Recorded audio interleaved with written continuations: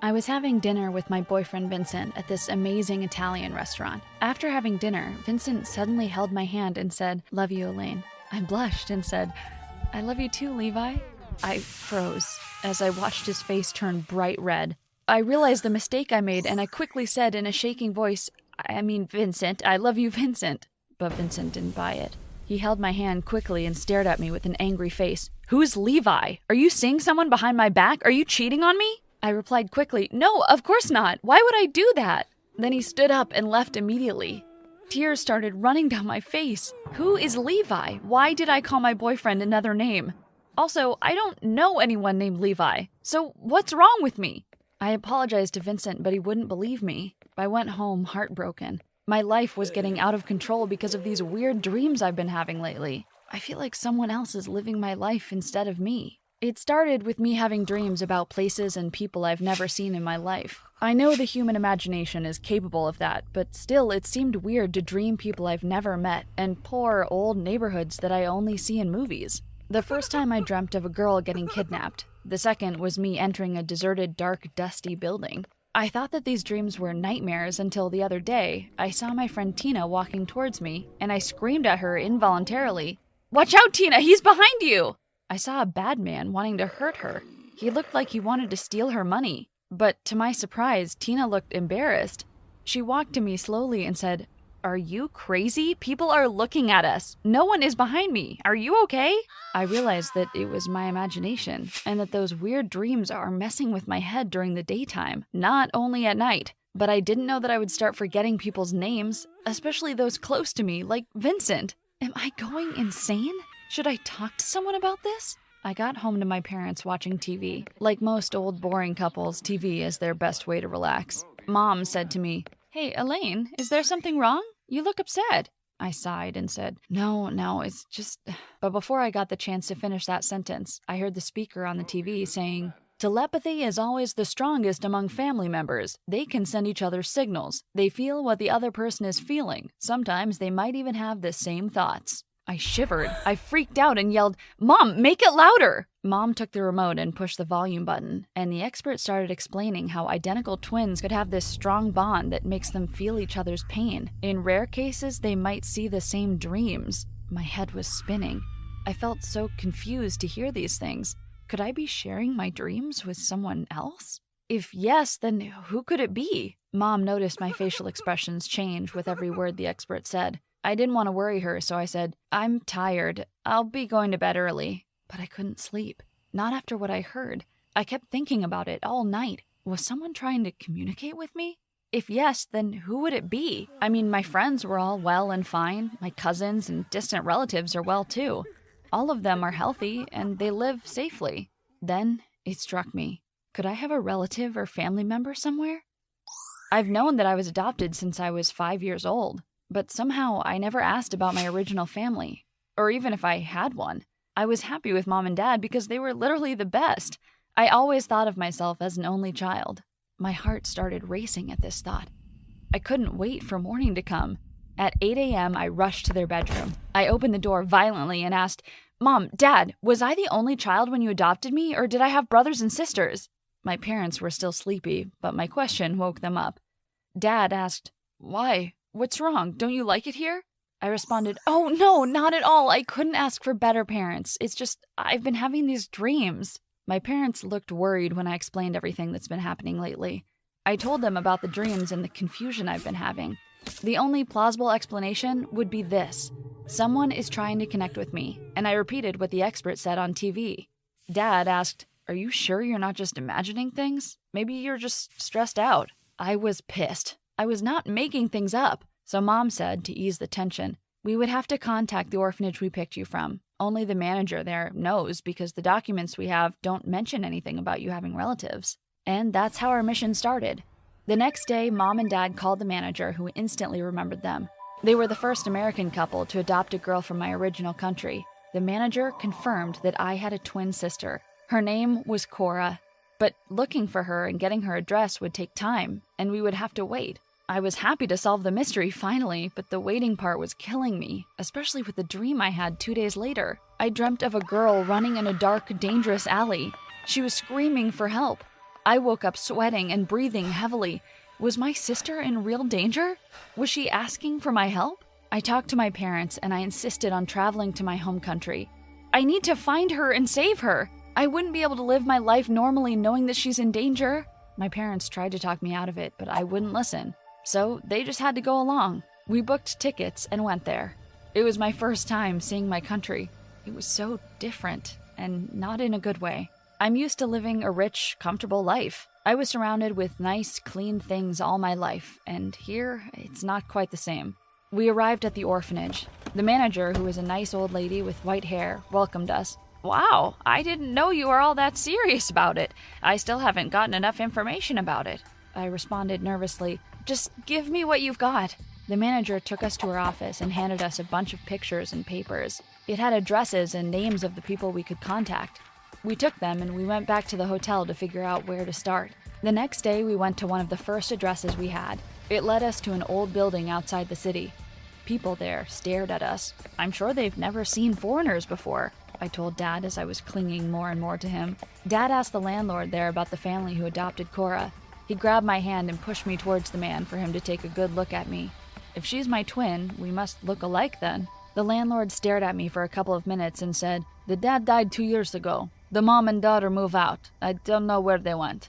We were disappointed to hear this, but it didn't stop us from looking. We went to all the addresses and asked all the people that we were able to contact. But that didn't lead us to where she was.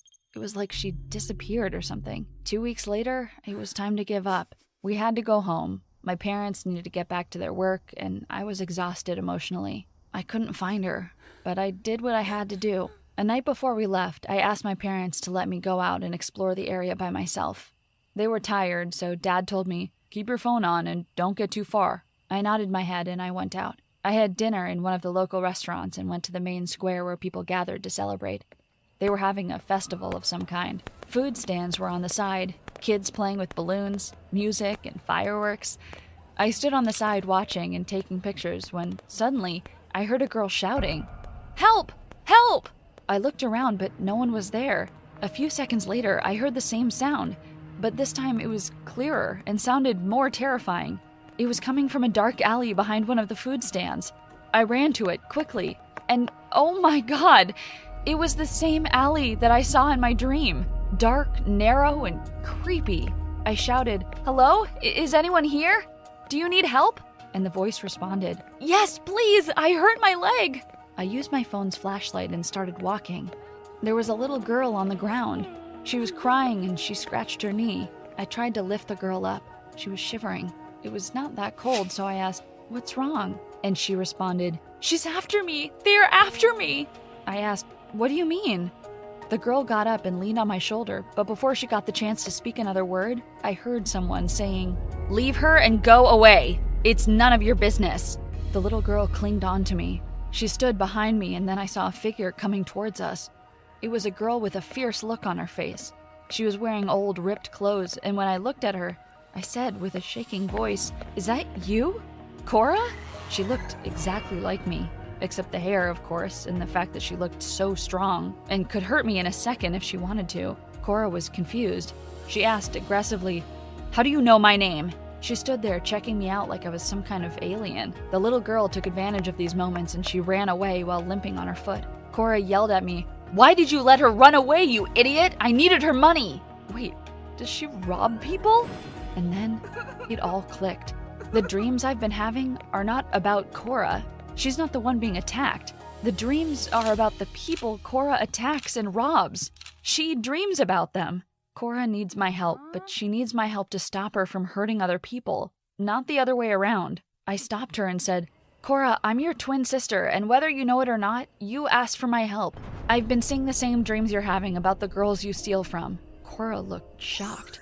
She didn't say anything, so I continued explaining to her how we got separated at birth and got adopted by 2 families. I told her about the dreams, the orphanage, the landlord, and everything that got me here. I added, "I know that your dad died. Where do you and your mom live?" But to my shock, Cora said, "Mom died a few months ago. I live alone, close to here." Cora and I went to see where she lived. It was a small hut with a straw roof. I got inside and there wasn't much, a bed and old furniture. Cora said sadly, When you have no one to support you, you have to manage. I don't steal because I enjoy it, I steal to survive. I got back to the hotel the next morning after I spent the night at Cora's. We talked all night and got to know each other. My parents were freaking out. They wanted to report to the police that I was missing. Luckily, I got there on time. After much discussion, my parents decided to adopt Cora.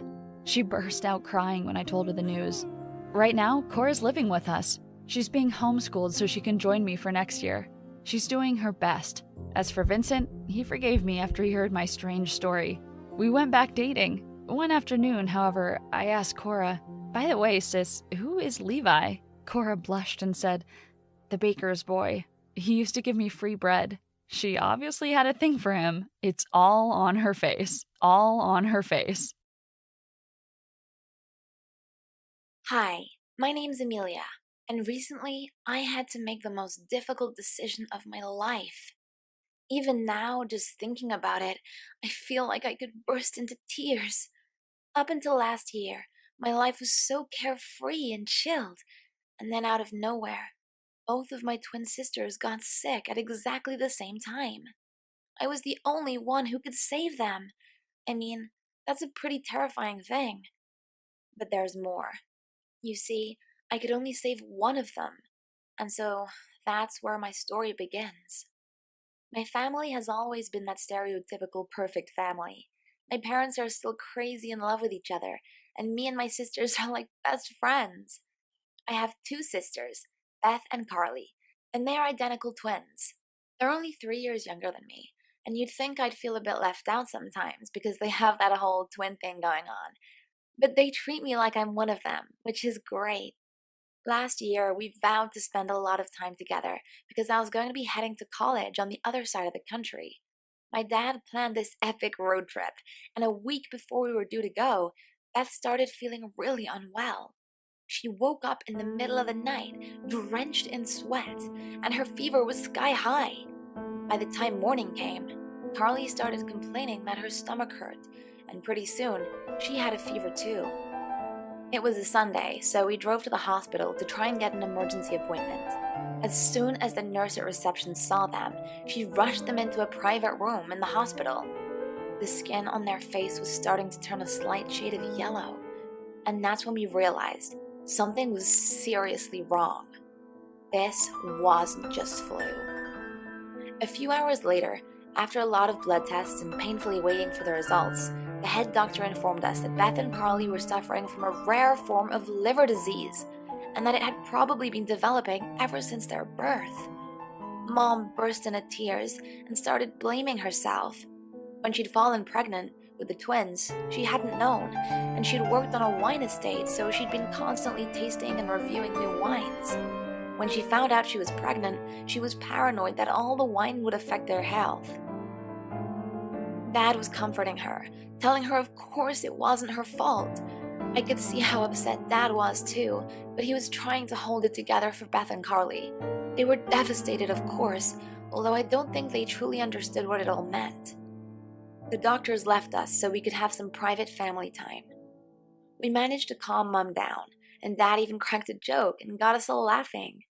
We were still giggling when the head doctor walked back in with a grim expression on his face. My heart sunk. He looked like he was about to tell us that somebody had died. He pulled up a seat and asked us all to sit down. I could see Mom getting teary again, and so I grabbed her hand and held it tightly. The doctor told us that there was some more news, and he didn't know how to tell us. I looked at Beth and Carly. I would have done anything to make them better. Little did I know, that was about to become an actual reality for me a moment later. Turns out, Beth and Carly's disease was a lot more critical than we thought, and that their only chance of survival would be if they could find two donors who would be willing to donate part of their liver. I couldn't believe it. My baby sisters needed transplants. I immediately jumped up and said, I'll do it. I'll do it right now. Take my liver, please. Just save my sisters. I couldn't stop crying. I felt like our whole world was crumbling. And yet, Beth and Carly were so strong through all of this. They just lay there, comforting each other, whilst Mom and I were a mess. Dad got to work straight away. He started contacting all our family. cousins, aunts, uncles, even second cousins. Everyone was heartbroken to hear the news, and they all rushed to do blood tests to find out if they would be a match for the twins. Once we'd stopped crying, Mom and I went off to do the tests. I didn't even want to leave my sisters alone in that room. What if they died before we even got the results? So many thoughts were running through my head. I'm terrified of needles. It's like my biggest phobia, but I didn't even feel this one. My mind was so far away, I might as well have been on another planet. The results came out quick. Unfortunately, Mom's liver wasn't stable enough to make her a suitable donor, and nor was Dad's. The doctors informed us that this was normal due to their age, etc. I was crossing all of my fingers and toes as a nurse walked in to hand the doctor my results. "You're a match," he said. I had to have him repeat this because I couldn't believe what he was saying. The relief was so overwhelming that I actually ran up to him and started hugging him. I could save my sisters and everything would go back to normal. The transplant surgery would only take a day, but the recovery process was at least a month. Dad had obviously canceled our vacation, but then I realized something else. I couldn't go to college. I'd missed the first 2 weeks, and what if the surgery went wrong? No, I needed to be here and help my sisters recover.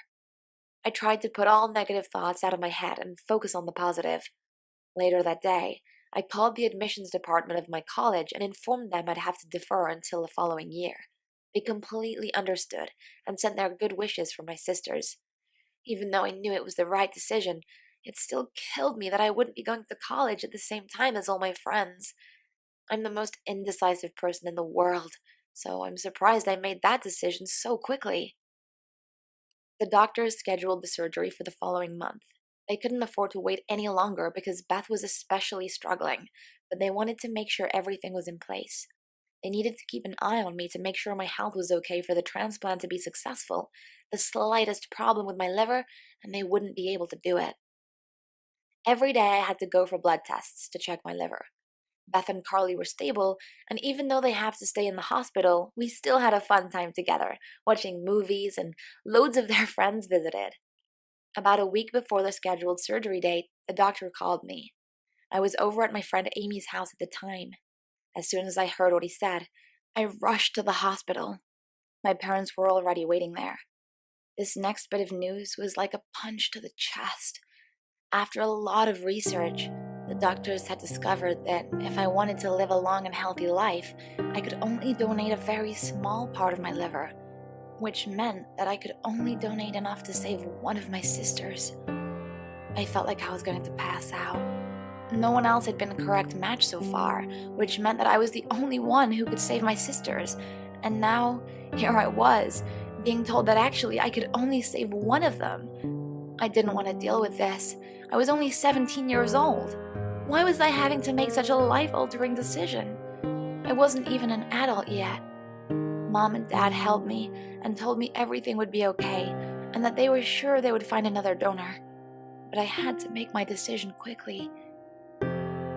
I walked to my sister's room, and when I walked in, I could tell they already knew. It was obvious they'd been crying.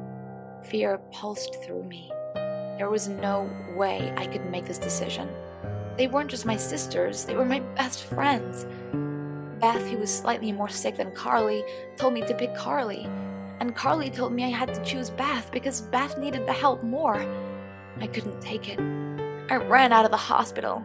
They could figure it out, and I knew what I needed to do. Either way, I felt like my life was over. I was supposed to be at college with all my friends, and instead I was left with the responsibility of choosing which of my sisters I would save. The next week I had to buy a blur. Before I knew it, the day of surgery had arrived.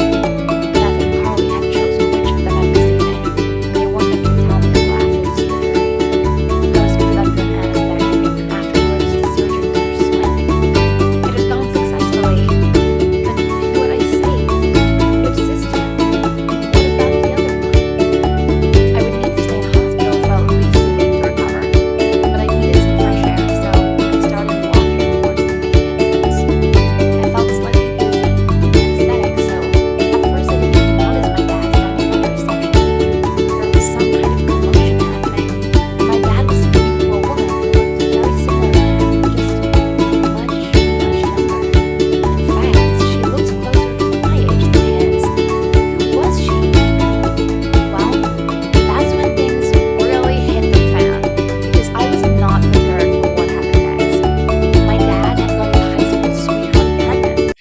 this woman standing in the hospital was his daughter. I couldn't believe it. As my dad explained this all to me, I honestly thought I'd snap. First of all, how had my dad kept this a secret for all these years? Second of all, what on earth was she doing here at a time like this? I so badly wanted to hate her, but she saved us big time. My dad had reached out to her when we'd needed donors for Beth and Carly. Now she was here because her blood tests had shown she was also a perfect match. She could save the other twin. When I heard this, I wanted to hug her. I didn't even have time to be angry at my dad because all I could think about was how both of my sisters would survive. And now we had a fourth sister, too. This was crazy. So, in the end, it all worked out. Sally, our new stepsister, saved Carly's life, and I saved Beth's. I want to say that we all lived happily ever after, but of course, my dad had a lot to answer for. All that mattered in that moment, though, was celebrating Beth and Carly's successful transplants. We could deal with the rest later. And oh boy, did we have a lot to talk about.